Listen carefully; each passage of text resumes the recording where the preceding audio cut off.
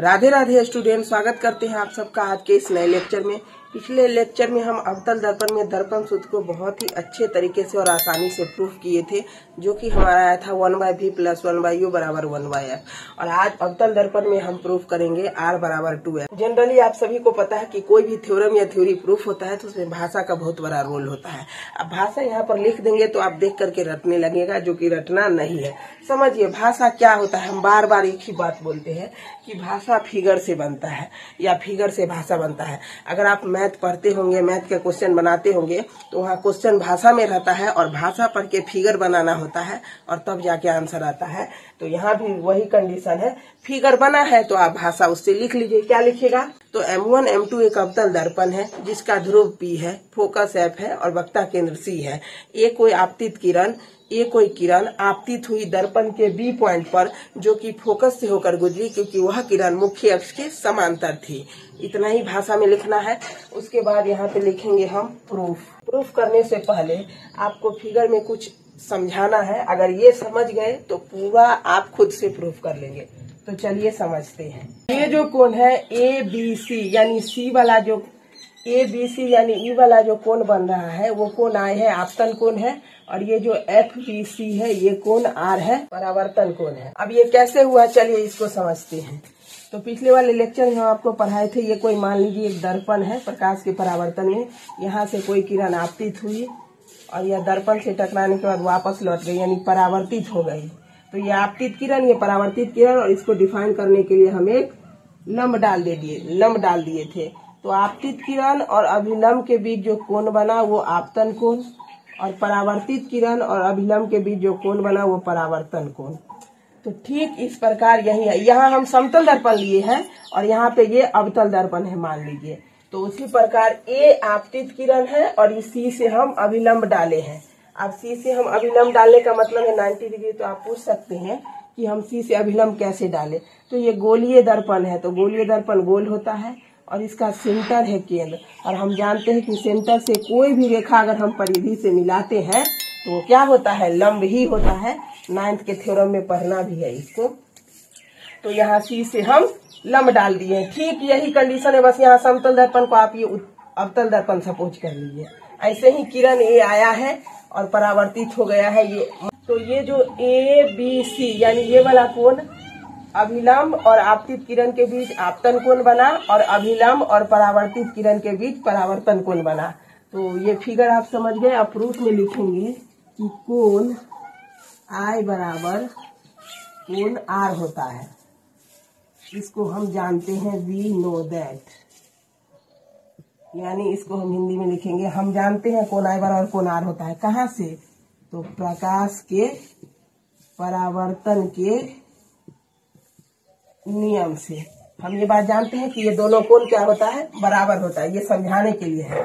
तो हम यहाँ पर लिखेंगे, इसलिए कोण ABC बराबर हो जाएगा कोण FBC के। जो बीच में होता है उसका वैल्यू माना जाता है, यानी ABC, ये ABC में जो ये I है वो FBC यानी R के बराबर हो जाएगा। उसके बाद लिख सकते हैं कोण ABC बराबर होगा कोण FCB के। ये किससे हो जाएगा? ABC बराबर FBC के, प्रकाश के परावर्तन के नियम से ये बराबर हो जाएगा। और जो कोण ABC है B, ये FCB यानी यहाँ जो कोण B है ABC वाला वो FCB यानी C के बराबर है। अब ये कैसे हुआ, तो चलिए समझते हैं। जब एक प्रमेय पढ़े होंगे आप 9th में, जब दो समांतर रेखा को एक तिर्यक रेखा प्रतिच्छेद करती है तो इस प्रकार बना एकांतर अंतःकोण बराबर होता है। मतलब ई वाला जो कोण होगा वो एकर बराबर होगा और ई वाला जो कोण होगा वो एकर बराबर होगा। तो यहाँ पर भी एगो ये समांतर रेखा A है और ये मुख्य अक्ष है, ये दोनों समांतर है। और यहाँ पर जो लंब डाले हैं वो लंब इसको प्रतिच्छेद कर रहा है, BC जो लंब डाले, एक ये समांतर रेखा, एक ये समांतर रेखा, इसको ये लंब जो डाले हैं वो प्रतिच्छेद कर रहा है। तो एकांतर कोण के नाते ये दोनों क्या हो गया, बराबर हो गया। तो यहाँ पर कोष्ठ में लिखेंगे एकांतर कोण से पहला वाला को हम समीकरण फर्स्ट मान लेंगे, दूसरा वाला को समीकरण 2 मान लेंगे और यहाँ लिखेंगे फ्रॉम समीकरण 1 एंड 2 से, हिंदी में समीकरण 1 तथा 2 से। तो देखिए ये बराबर है, ये भी ABC है, ये भी ABC है और इधर बराबर नहीं है, तो ये दोनों कट जाएगा। यहाँ लिखेंगे कोण FBC बराबर है FCB के, यानी ये जो कोण FBC है ये FCB के बराबर, यानी B कोण C के बराबर है। कहाँ? तो त्रिभुज FCB में ये जो त्रिभुज बन रहा है FCB, इसमें दो कोण बराबर होगा, एगो C कोण और इसका B कोण, दोनों कोण क्या हो गया है? बराबर हो गया है। समझ गए? चलिए फिगर से ही समझा देते हैं। ये अभिलंब है और इस प्रकार ऐसा एगो त्रिभुज बन रहा है। यहाँ पर F है, यहाँ पर B है, यहाँ पर C है, ये कोण R है और ये कोण का मान I आ गया। अब हम सब जानते हैं कि कोण I कोण R के बराबर होता है, यानी ये 30 डिग्री होगा तो यहो 30 डिग्री होगा, ये 40 डिग्री होगा तो यहो 40 डिग्री होता है कि IR बराबर होता है। तो यहाँ पर एक स्टेप आपको लिखना पड़ेगा। तो FBC बराबर हो गया FCB के, कहाँ? तो त्रिभुज FCB में। तो अब यहाँ पर लिखना होगा, हम जानते हैं, क्या जानते हैं? यदि किसी त्रिभुज की दो कोण, यदि किसी त्रिभुज का या कि दो कोण आपस में इक्वल यानी बराबर हो जाए, तो उस त्रिभुज की सम्मुख भुजा का मान इक्वल होता है, यानी बराबर होता है। क्या जानते हैं कि यदि किसी त्रिभुज का दो कोण आपस में बराबर हो जाए तो उस त्रिभुज का जो सम्मुख भुजा होता है वो बराबर होता है। अब सम्मुख भुजा क्या होता है समझिए। ये जो त्रिभुज है FCB, इसका दो कोण बराबर हो गया, कोण B कोण C के बराबर हो गया, प्रूफ कर दिए। अब इसका जो सम्मुख भुजा होगा ना वो बराबर होगा, तो कोण C के सामने में E भुजा सम्मुख और कोण B के सामने में E भुजा सम्मुख। तो यहाँ पर हम क्या लिख सकते हैं? कोण C है, इसका सम्मुख भुजा कौन हो गया? FB बराबर हो जाएगा किसके?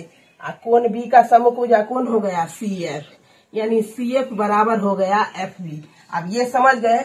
अब यहाँ पे एक केस सपोज कीजिए, ये जो अवतल दर्पण है ना, तो आप लोग जानते हैं कि गोलीय दर्पण के चौड़ाई को द्वारक बोलते हैं।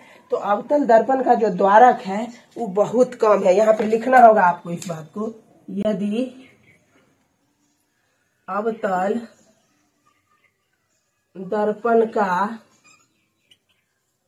द्वारक बहुत कम है, बहुत कम है, बहुत कम है, तो उस कंडीशन में क्या हो जाएगा? ये जो B पॉइंट है ना, ये लगभग बराबर हो जाएगा किसके? P के, यानी B जो पॉइंट है इसका चौड़ाई इतना कम जाएगा, इतना कम जाएगा, जो B पॉइंट ध्रुव के पास आ जाएगा, यानी ध्रुव के बहुत निकट हो जाएगा। तो यहाँ तो लिख दिए कि सम्मुख भुजा आ गया CF बराबर FB के, यानी ये जो CF है ये FB के बराबर आ गया।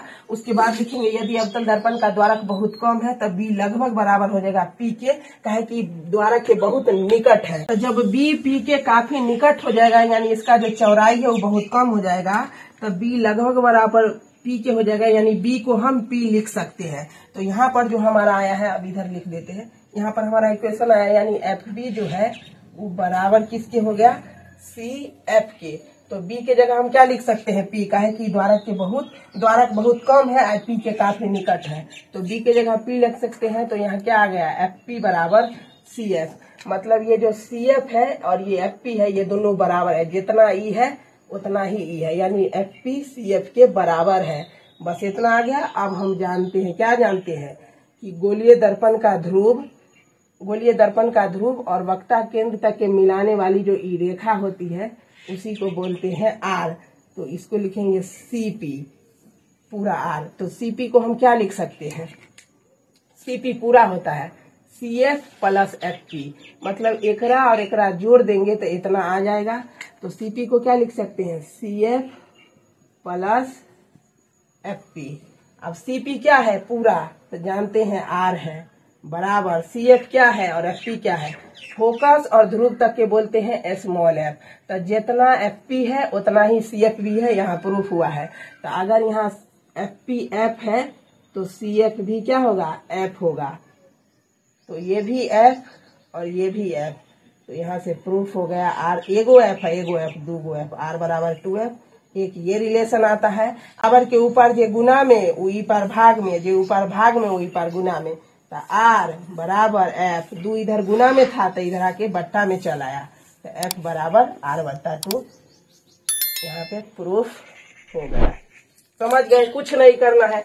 पहले जानते हैं कोण आई बराबर कोण आर होता है, तो कोण आई बराबर कोण आर से निकालेंगे वो इक्वेशन। उसके बाद ई कोण को ई कोण के बराबर करेंगे एकांतर अंतः कोण से। उसके बाद समीकरण एक तथा दो से कट जाएगा, तो यानी एफ बी सी त्रिभुज आ जाएगा। त्रिभुज एफ बी सी ई दोनों कोण बराबर हो जाएगा। जब ये दोनों कोण बराबर हो जाएगा, तो जब किसी त्रिभुज का दो कोण बराबर होता है तो सम्मुख भुजा भी बराबर होता है। तो ई त्रिभुज का सम्मुख भुजा बराबर कर दिए, सी का सम्मुख भुजा ई और बी का सम्मुख भुजा ई। सम्मुख भुजा बराबर के उसके बाद बी द्वारक यानी कम है चौड़ाई, तो दर्पण के काफी निकट है ध्रुव के, तो बी को हम पी लिख सकते हैं। तो यहाँ से हम लिख दिए एफ बी को एफ पी, तो एफ पी और सी एफ बराबर हो गया। मतलब जितना ई है उतना ही ई है, ये दोनों बराबर हो गया। तो अगर ई एफ है तो ई भी एफ होगा। उसके बाद आर क्या होता है, सी से पी तक होता है, तो सी पी, और उसको क्या लिख सकते हैं, C F plus F P. तो सी पी क्या है, आर है, एगो एफ दूगो एफ, आर बराबर 2f प्रूफ हो गया। तो एक बार अच्छे से देख